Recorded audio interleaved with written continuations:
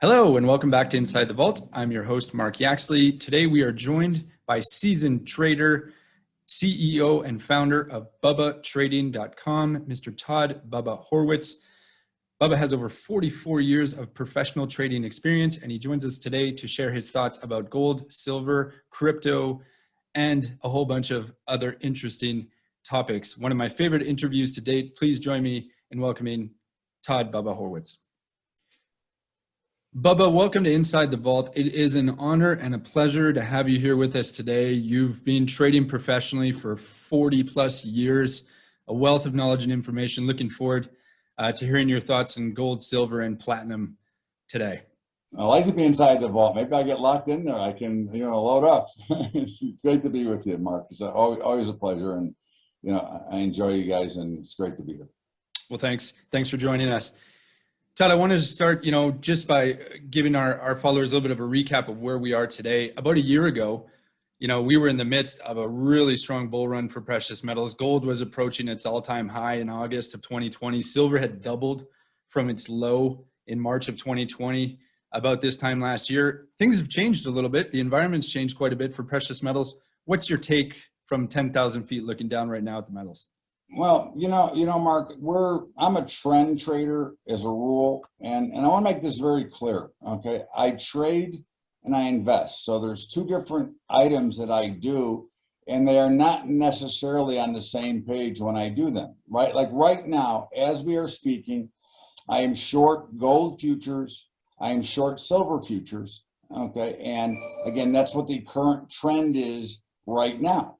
However, I am still a buyer of physical metals because I'm always an accumulator as an investor. And I think people have to understand, what is your first objective? Are you buying for the future, which is, I think gold, silver, and platinum are great values and great buys, or are you buying as a trade to try to capitalize right now? And that's the biggest issue that we always deal with. And I do a lot of writing and things about gold, and I always say, look, as an investor, I'm always a buyer, and I'm never selling it. My kids will sell it when I drop, okay? I'm never selling it because I believe that it will appreciate very much over time. However, in the short term, we might be seeing, by the end of today, I could see the gold trend changing to positive. Silver's got a lot of work to do to get back on the positive side. So that's the difference, and that's what I'm trading versus what I'm investing in. And that makes sense. I think one of the mistakes that precious metal investors might make is to kind of pigeonhole themselves into one or the other and not realize that they've actually got both options there. So that does make a lot of sense. Why give up half the trade, right? You got to play both sides. You got to play offense and defense. So offense and defense, that makes sense. So a little bit of good news, for precious metals over the last 24 hours. The Fed announced yesterday that they weren't going to change the interest rates, that they still had significant progress to make to attain their job numbers and inflation numbers. It's a little bit of a bounce. When you see something like that, can we expect that bounce to be prolonged, or is that like a day? I can't make the prediction of what it is. I can only tell you the Fed is ridiculous, ignorant, and they have no clue what they're doing, and they will certainly screw it. Let's go back in history. They have never been right in history with their decisions.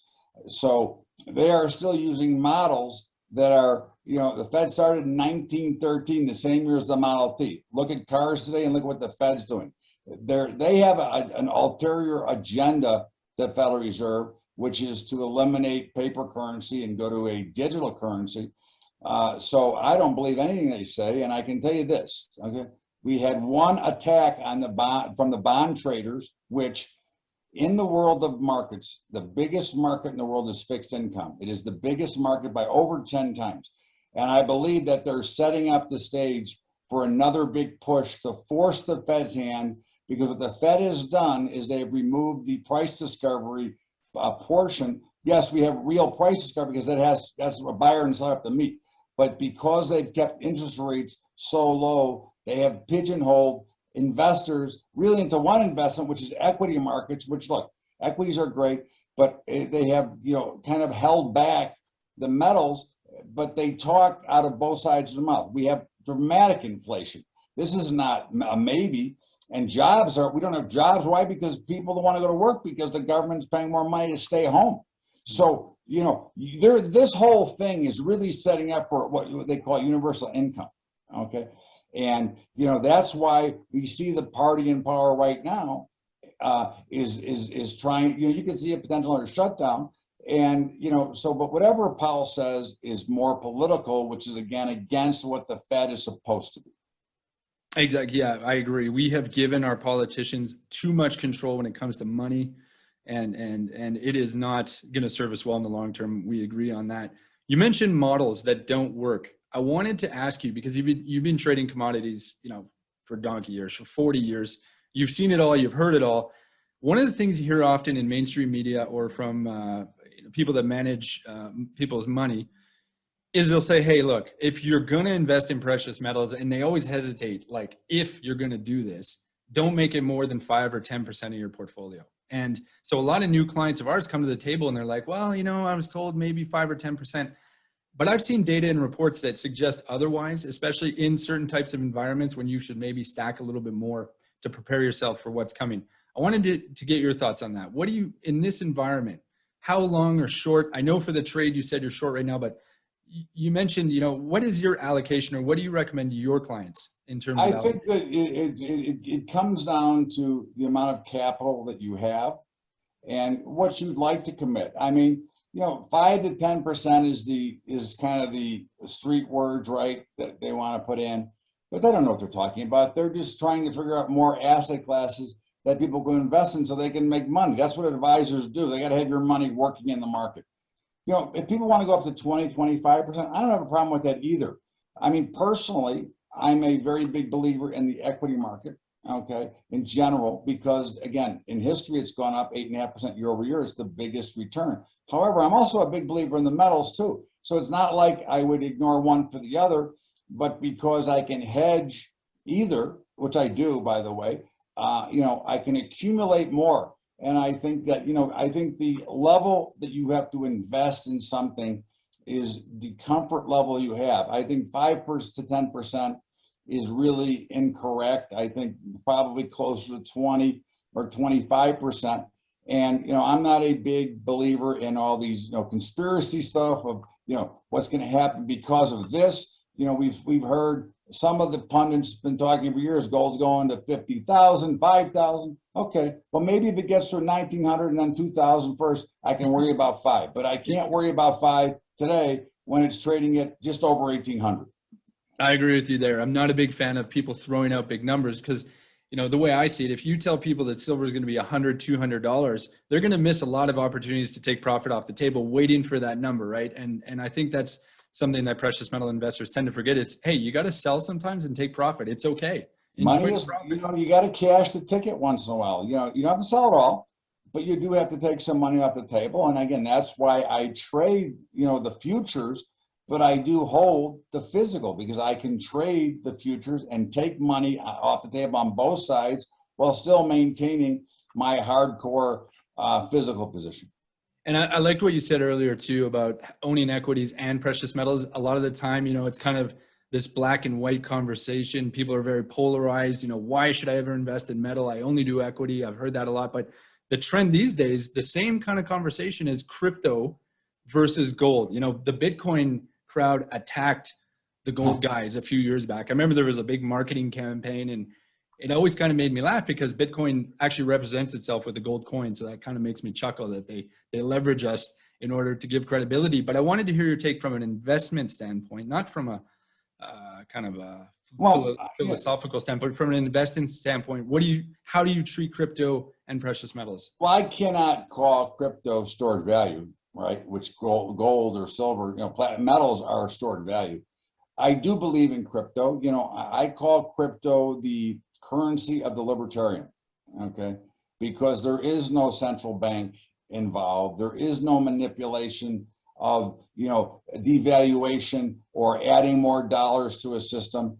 But I will say this, that if you're going to play the crypto world, which I do, but I would say it has to be with money that if you lose it all tomorrow, you don't care. And when I say you don't care, it will not affect your life.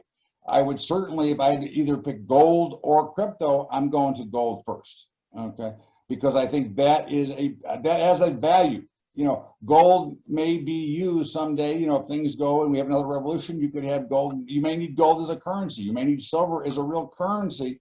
And cryptos have not proven. You know, remember the entire market value of all 11,000 cryptos is half of what Apple is. Okay, so you know, but again, I think as a gamble and as a potential value later, because I do believe in the crypto space and the freedom and what it does and the ability to have it hidden, because once the governments go to a digital currency, which they are certainly going to, okay, and the question is whether each country has their own digital coin or they go as one global coin, but that means that you are tracked from the moment you're born to the moment you die and you've got no privacy, versus if in the crypto space you do have some privacy. So again, I think it's cryptos at this point. I like it. I own I own enough that if I lose it all tomorrow, to me it's a bad weekend in Las Vegas. I'm in the same position, actually. I take the position of inclusiveness, you know, sticking to the times. I think people should own both. My play on crypto is kind of a bet on the future. Gold is my bet on the past. That's the kind of way I look at it. I know it's oversimplifying it. I think that it should be oversimplified. I think we make it far too complicated in general, Mark. You know, look, everybody looks at news and tries to decipher, well, this is I got news for you. You know, markets are very efficient. Okay, they're much quicker than you think they are now. You know, markets have had dramatic changes even since I started in 1980. You know, news flows in seconds worldwide. So there is no surprises, and most times, other than the fundamental news bomb, which nobody can account for, but anything economic is normally priced to markets to begin with. So you can try to outsmart it, but the news is not going to help you. If you trade the news, you're going to lose your ass. Oops, excuse me. We broke the streak. I told you we'd do it. No, that's not. If you call that a beep word, then I'm in the wrong world. Well, Bubba, look, it was fantastic having you on. But before I let you go, I wanted to, in your own words, hear about BubbaTrading.com. I was on your site.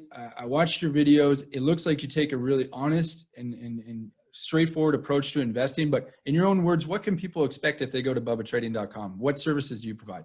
Well, you know, we offer a number of different services: futures, day trading, you know, futures and equity portfolio type stuff. We've got some gold hedge stuff. You know, we do just about everything. I mean, you know, we're traders at heart, but our biggest concern is to educate our members, because we don't believe in the ridiculous returns that are promised. And, you know, and I do the marketing webinars I do occasionally. By slide 3, I'm talking about drawdowns, because, you know, as a trader, you know that you're going to have a drawdown. I don't care how good you are. And if you think you can turn 5,000 into 5 million tomorrow, you have no chance. You will lose all your money. And we're honest, because look, at the end of the day, I would rather have people that understand what we're trying to do and the grind of the markets, which I've been through for 44 years, instead of thinking that they're going to get rich tomorrow, because that's basically an impossibility unless you take a big shot on something and get lucky. Words of wisdom, Bubba Horwitz from BubbaTrading.com. Thank you for your time. Much appreciated. I appreciated the laughs and the commentary. Enjoy your time in Las Vegas and hope to catch up to you soon. Thanks, Mark. Appreciate it. You're welcome.